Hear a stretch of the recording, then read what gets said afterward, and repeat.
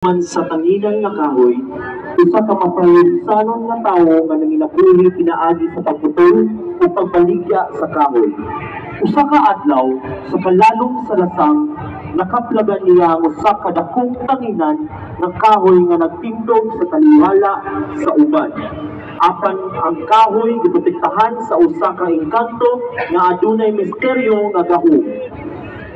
Sa dihang gisulayan sa lalaki nga putlot ang kahoy, ang engkanto na suko sa iyang kakulangan sa pagrespeto sa balaang kahoy. Siya nagbuhat og usa ka gahom nga nakapahimutang kaniya sa usa ka maghugot nga labirento sa lasang. Pagbalik sa barangay, ang mga anak sa lalaki naguol og nabalaka. Ang iyang mga anak na sinatabuan, mohon, kanhilbas, buog ug napaling nga ginganlan human sa mga unang sityo sa barangay. Naguulog nag-ampok ang Senior San Agustin ug nangayo sa iyang tabang aron giyahan ang ilang amahan pabalik sa balay. Ang ilang tinud-anay nga pag-ampo o debosyon nakaabot kang Senior San Agustin nga naman mahinatagon nga naminaw sa ilang mga pangaliya. Tungod sa malumong pag-ampo, si Senior San Agustin niuban sa lasang. Pinaagi sa iyang giya, iyang gidala ang lalaki gikan sa labirento ug pabalik sa iyang balay. Ang lalaki mibalik na adunay bagong pagrespeto sa balaang tanginan nga kahoy ug usa ka lawong nga pagpasalamat.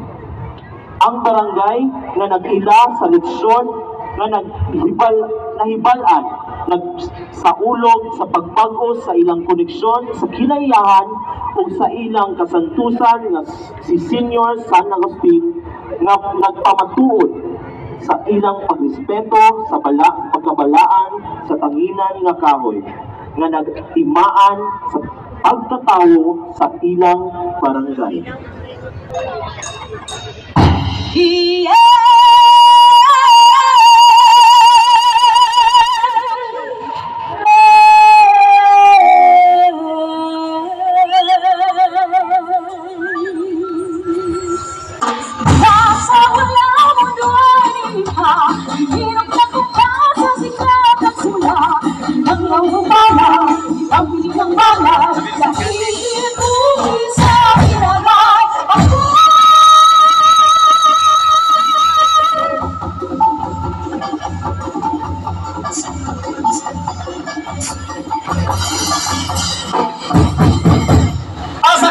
Asa ko day! Di ba mo talbang mga tanginan?